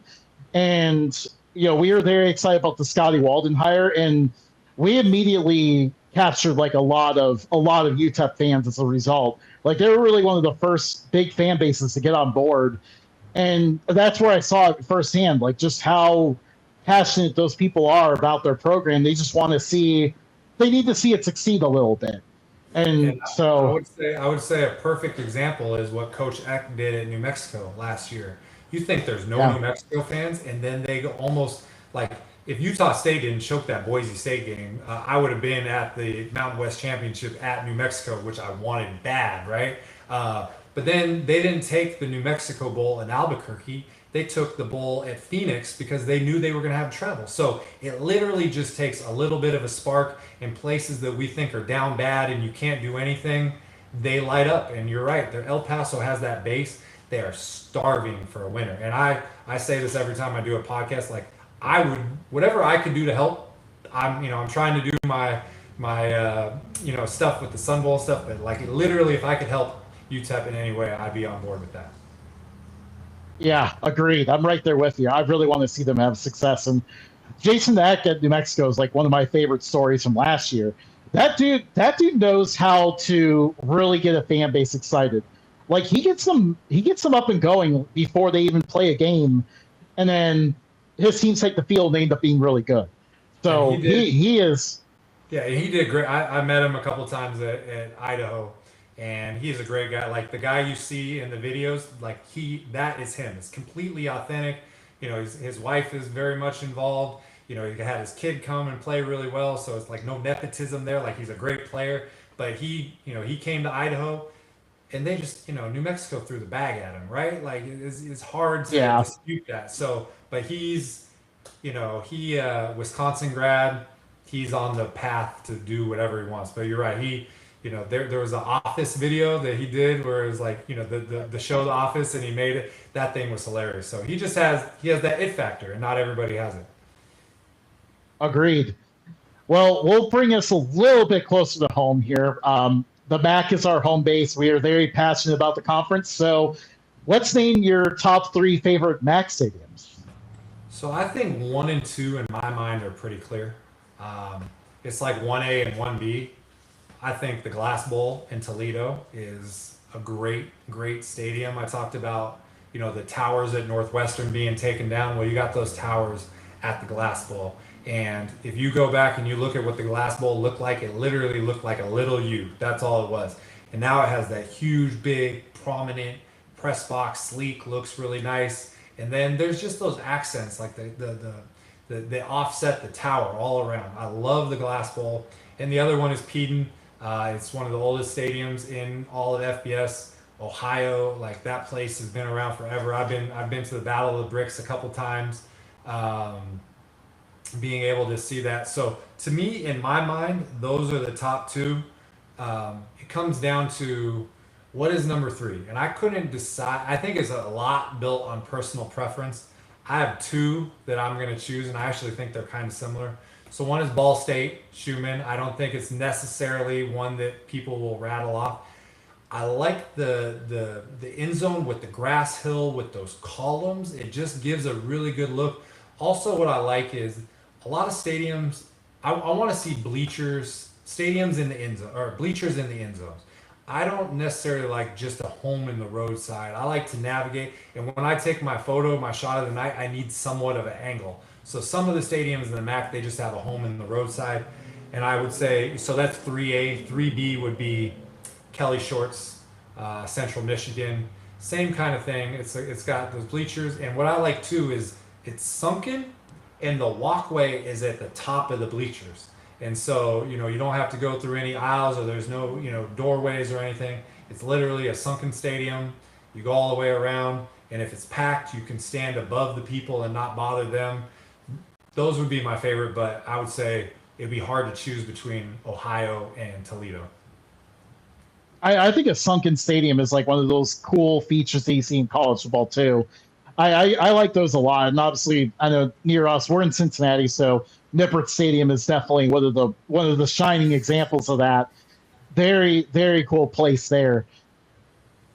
But we'll go to FCS now. I think we've talked a lot about the Mecca and the Kibby Dome. I think a lot of college football fans resonate with those two. They are both awesome. We love both stadiums a lot. I think all three of us can agree with that. But let's go ahead and shine some light on additional FCS stadiums beyond those. So what are some of your favorite FCS stadiums? And I'm not going to limit you to a number here or anything, but what are some of your favorite ones, and why fans should check them out? So I always say I have four favorite FCS stadiums, and two of them you mentioned. I have more on the list that I'm going to talk about, but Washington Grizzly and the Kibby Dome are in the top four. The other two are is Harvard Stadium in at Harvard. That stadium, it changed college football. It was built in reinforced concrete. It was built with permanent stands, and when they want, a year or two before, there had been, I'm going to just estimate, 20 deaths in college football, and they wanted to widen the field because they wanted to give more room. Well, Harvard had just invested all this money in their stadium. They couldn't go sideways, so that's part of the impetus to have the forward pass. It was because of that. But that stadium revolutionized things, and when you go there, they have done a couple things to change it.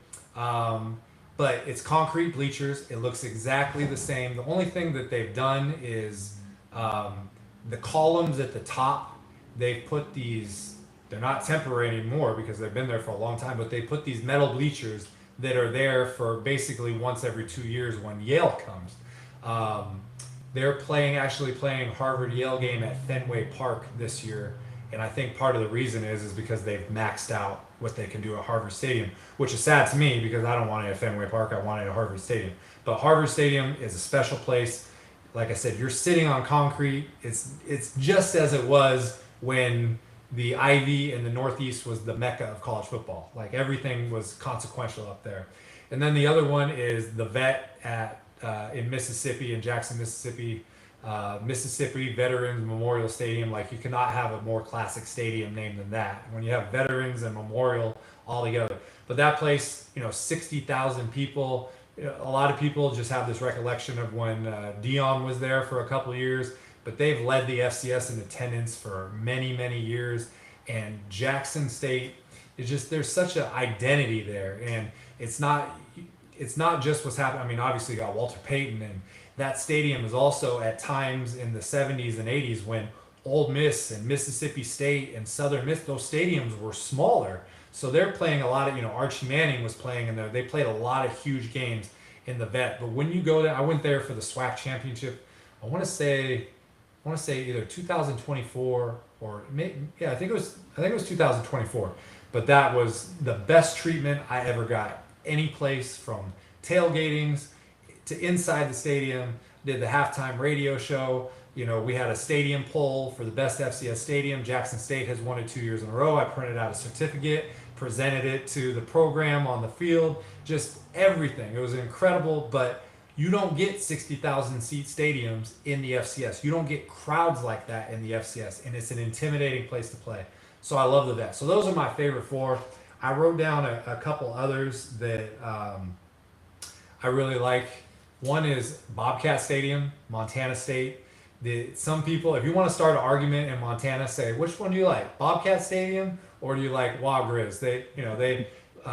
The Grizzly fans will call Bozeman or Bobcat Stadium, they call it the litter box, right? They're trying to just denigrate it as much as possible. But I went there last year for the Super Brawl, the Brawl of the Wild 2, and I mean, talk about, like, they average, I think, like 127% of their capacity for their home games, because they're people all over the place. But the crowd, and I think they're called the Bridger Mountains in the background. When you land in the Bozeman airport, you look out the window, it's the most beautiful mountains that you've ever seen. You can see that from the stadium. The home side press box is really, like, I like it. It's like really regal looking. They put a facility in the end zone. They need to expand that place. I know they want to do it, but that place is an incredible environment. And it, in my mind, it's not, like, I wouldn't say, oh, it's inferior to Washington Grizzly. You got to go check it out. So that's one. Goodman Stadium, Lehigh. That's not one that you hear people talk about a lot, but it's in Bethlehem, Pennsylvania. They used to have an on-campus stadium. This guy Goodman, I forget his first name, donated a lot of money, and they put the stadium a little bit a ways off of campus, and it's just got these beautiful wooded hills in the background. There's times where they cut the grass in really unique ways, but it takes you back to that northeast feel. I don't think there's lights, so they're playing every game at noon. And Lehigh had a great year this last year. They hosted a playoff game. So that place, I just, when a long time ago before I was touring, I would just do best stadiums, and I saw that and I always wanted to go there. So Goodman Stadium is great. What else do I got? So we're going to say one with a track just to keep things. I mean, I love Franklin Field, Penn, built in 1895, the oldest D1 stadium. But Stewart Stadium, Weber State, that the Utah has the murderer's row of views. You got Utah State in Logan with incredible views. You go farther down, Salt Lake City, Utah has great views. Obviously, we talked about BYU. You can either go further. Me and you, we talked about online about the 2-for-1 at Utah Tech and Southern Utah. Those are both great. But Ogden to go to Weber State, that place is incredible. Same thing. Home side is up. There's mountains beyond the stadium, but there's also like a hill that goes above the roadside. That's a beautiful place. And then the last one I put is the hole at Grambling. Just the mystique there. Eddie Robinson Stadium. It's built like it's literally a hole, and it's dug down there. And when Grambling is good and the crowd is there, there's no place that you want to play in the SWAC that's more difficult than playing in the hole. Other than JSU, I don't want to start a whole debate. They're both very difficult. They're both, because I love JSU fans, but it for when Grambling is good and that stadium is full, it's a very intimidating place to play. So those are some that jump out. But I love the domes and the Holt Arena and Walk-Up Sky Dome but the FCS has so much variety that I love it.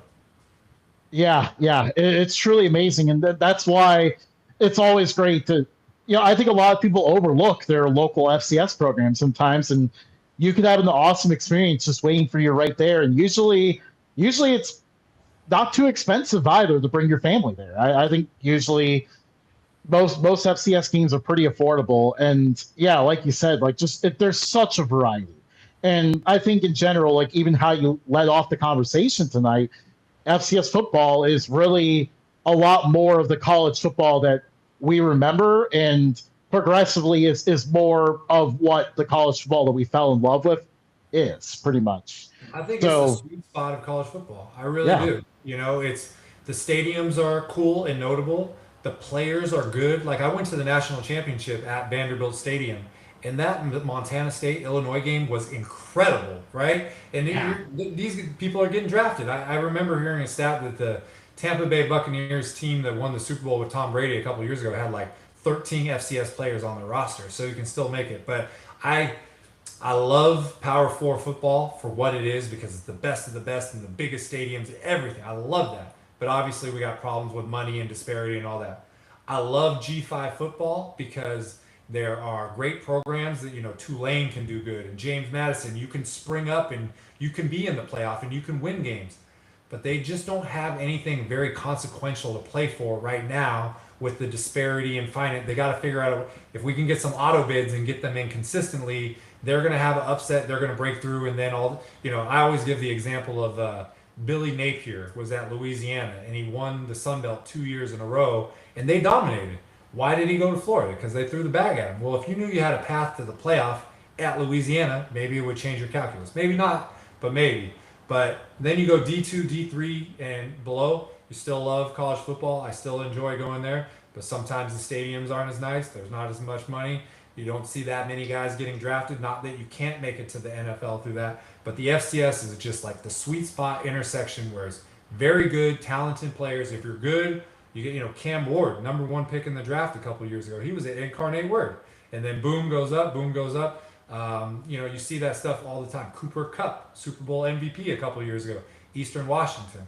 But it's just that spot. So that's why I gravitate to FCS so much because I feel like it has everything that I'm looking for. I could tell you too. I've dove into a lot of FCS teams this year.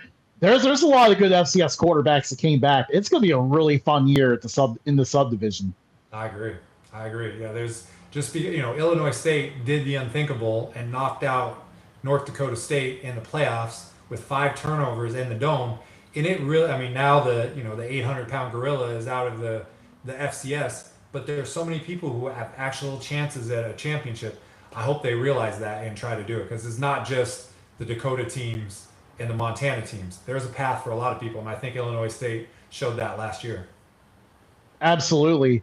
Yeah, and it's going to be a fun year. I know Idaho State is usually the team that I root for. I kind of just chose them because I visited Pocatello when I was younger, and that area was just so beautiful, and I've always been a fan of it ever since. I saw them show up in the preseason top 25 today, and I was so excited. I know that's a program that's been really starved for success, and I really hope they see it this year. I could talk about FCS all day, but so we'll go to another question here, and this kind of your Jackson State question or answer made this pop in my mind. But besides Jackson State, what are some other programs that gave you such a cool experience when you visited? Like, who really rolled out the red carpet for you? Like, hey, we're very excited to have you here, and what really set them apart and how they treated you? Yeah, so I would say obviously media credentials help. I would say like percentage breakdowns, P4s, I'm probably 30 to 40% successful with credentials. G5, I'm probably 70 to 80% successful. FCS, all but one school, and they will remain nameless right now. So it didn't change my coverage, but it was very interesting because I honestly so FCS Nation Radio, Kevin Marshall, the largest nationwide FCS radio show. I've been on his show many times. We're friends and do that. Like between me and him, I'm not sure that there's anybody else promoting FCS football on social media more than us. So that's why it was surprising when they told me, we don't credential social media people. And so again, I'm not going to let one thing go, but I remember. But to answer your question, it all depends. What I say is when people understand, they understand the give and take of this arrangement, this relationship. Whereas I don't need these things for myself. Like I don't put myself on my account that much. I don't do videos that much. Like I don't care. Like people know about me because you see this guy go all over, and I call myself a tour guide on purpose because I'm trying to showcase a place and be your tour guide. When you go and visit a landmark in Niagara Falls or whatever, you want the tour guide to shut up and you want him to be able to explore. The difference here is I'm showing you landmarks you otherwise would not see unless I was there. So therefore people take an interest in the person who is showcasing that. So I feel like I've never gone on my account and be like, I'm this and I'm that and I'm better and whatever, because I don't care about that at all. Like I literally don't care. But when I get to do things or have access to things that get shown, then people see that and they want to do that and they think they can do that. So when I say when people get it, if they see that as we provide this and then this gets showcased and all of a sudden people want to go there, maybe it could work out. So one I could think, I mean, there's a lot, but Western Carolina, I went there. I call that place Boone Junior because it's like almost like App State Stadium with the view and everything. It's also in North Carolina. But I sat down in my seat and there was a handwritten note from the SID, Chad Garrity. We're so happy to have you. Put me right at the 50-yard line. Gave me like a Bojangles gift card. There was a commemorative coin. I think it was like the 50th anniversary of EJ Whitmire Stadium. There was a shirt, and in the handwritten note, he says, "You might want to go check section 3C for your obstructed view." And I go over there, and there's the obstructed view, and you take the photo, and it's not this whole, don't showcase this, and you're making fun of the stadium, and you're being mean. It was like leaning into it. So not only did, he provide the accommodations and the welcomeness, but also lean into the bit and do all that stuff. And so that was one that really jumps out. Every time I go to App State, they treat me really good. Joey Jones, SID up there. I've been there. Like I keep saying I'm not going to go, but they keep getting Thursday night games, and it's really hard to pass up a trip there. There's a couple other people that just off the top of my head I can't remember, but free range of the stadium, and not just the press box on the field in the luxury suites. There's a spot where I take my shot of the night photo, and you gotta open this gate, and there's police officers there, and you gotta walk up the hill like 40 feet. They let me take that photo. So, and again, it's not like I like you because you let me do whatever I want, but when I take a ground photo, you guys have seen Kid Brewer Stadium with all the students in the end zone. If you're trying to take that photo from ground level, it's very hard to get a good shot. You go up 50 feet up the hill, and not only do you get a much better shot, but you get the mountains in the background. You can show the view, you can show the premium. So again, it's to showcase those. Those are two that jump off the bat. I'm sure that if I thought of it more, it's more of, again, when I check in with it, the first thing I do when I get a credential is I go find the SID. SID is Sports Information Director for people who don't know that. That's who you apply over email to ask for a credential. You justify the reasoning and why you should get it. The first thing I do is I go thank them. I ask them, I show them my Twitter account. If there's anything that I could do to team up with the social media people, let me know. I can tag you, vice versa. Is there something going on today? Is it fan appreciation night? Is it we're retiring this player's number? Is it that? How can I, magnify things? I went to University of West Georgia this year, and they had, it was a huge game, and they won at the end, and I tried to do that as much as I can.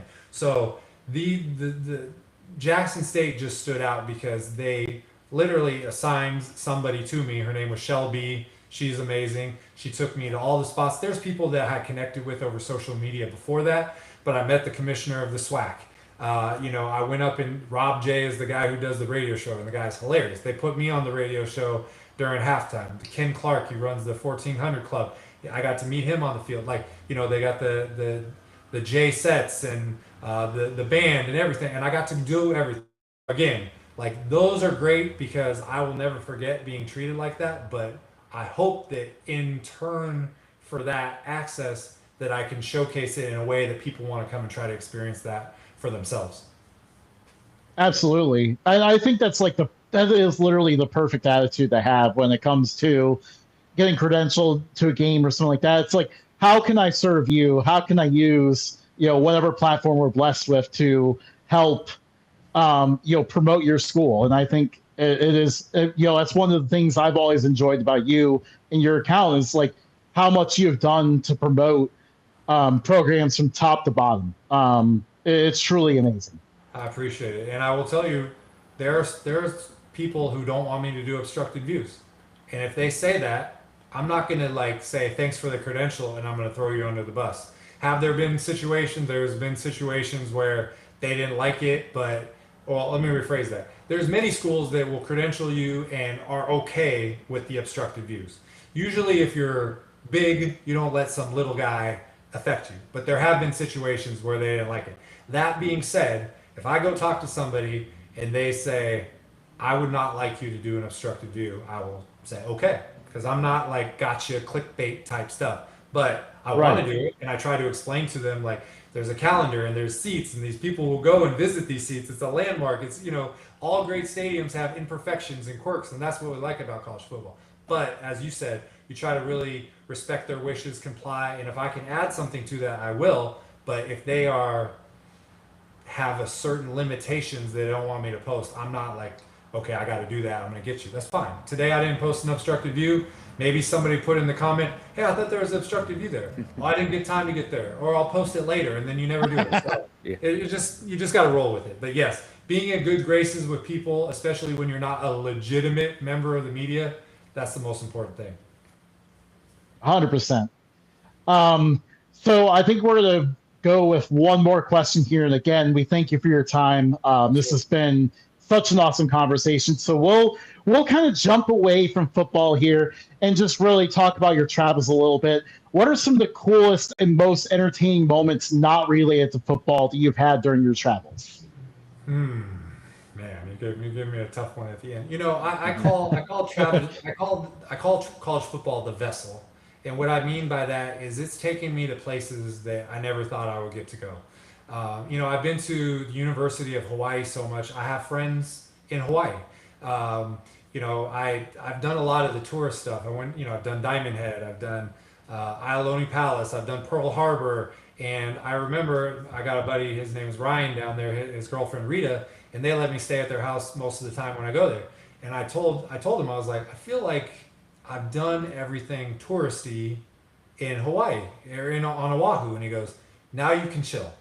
And now you can do local stuff. And so he's a safari photographer. They have these, it's called a monk seal. There's only like 2,500 left in existence, and they breed on Oahu. And so there was a monk seal that was born, and him being a safari photographer, they have these people that 24 hours are watching over this pup and making sure.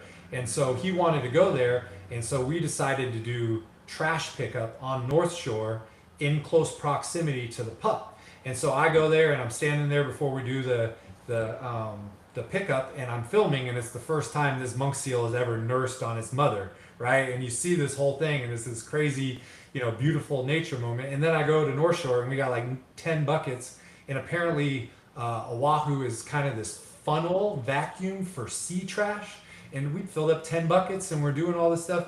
And you're leaving, and you're like, man, how cool is it that, because I've been they've done a news story on me in Hawaii, the SID down there, Derek, anytime I want to go there, I get good treatment. But it's beyond that. You have integration with the people and the fans. And we did the last tailgate at Aloha Stadium. It was 11 hours I stayed in Aloha Stadium. We, all local people. And so those are kind of moments that they show you that something beyond football that impacts your life. And so, I've been to Niagara Falls, I've been to the Mall of America, I've been to Civil War battlegrounds, I've been to, check off all these things. So really, it's when I try to entice somebody to go on a trip with me. It's like, okay, football is 4 hours. It's a 24-hour day. We can do all these other things. So I guess the way that I could wrap it up is I never would have been able to see all the places that I've saw if it wasn't for college football. And I know you can do it through other ways. You can literally say, I'm going to Utah. I'm going to do this. But there's something about, like having that anchor event on your itinerary and then finding things to surround it. And so during the football season, you just get to touch on these places. But in the off season, you go, you know what? I was in Mississippi, and there's this place that's called Sardis Lake. And when you park there and you're sitting above it, and they bring the boats in at night, and it's like 5 miles an hour, and you hear the noises and you hear the water and it's warm, you're like, I want to go back there. There's a town in Wyoming, it's called Thermopolis. It's on these natural hot springs, and it's 10 to 15 degrees warmer than anywhere else in Wyoming.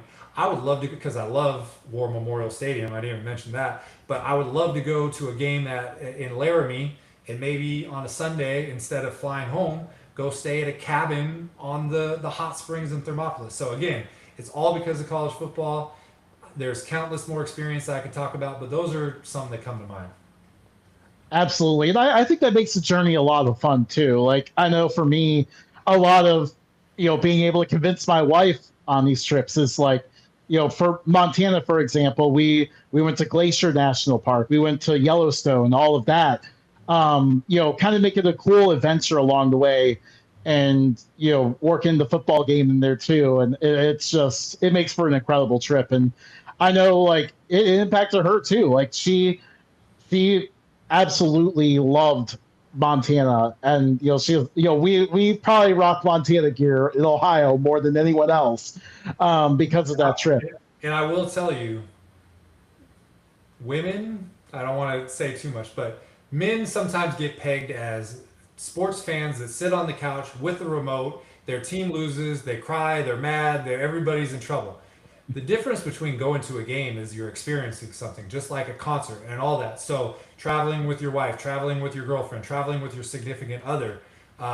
You mentioned Montana. My mom tracked genealogy to this town called Forsyth, which is 4 miles west of Bozeman. And so I have the companion pass with Southwest Airlines. I flew my mom out there, and we drove 4 hours to Forsyth. Well, on the way, I stopped at Bobcat Stadium, and I, made sure that we circled back and went to La Grizz and all that stuff. But I did that, and you can see the appreciation. So that's what even, if I'm trying to take a trip to Hawaii and get, someone to go with me and say, hey, look, the football game's 4 hours, but that means we got, 48 other hours in the game. So exactly what you're talking about, getting out there, boots on the ground, being in the stadium, experiencing it from tailgate to the end of the game, all that. It's not even, it's about sports, but it's about so much more.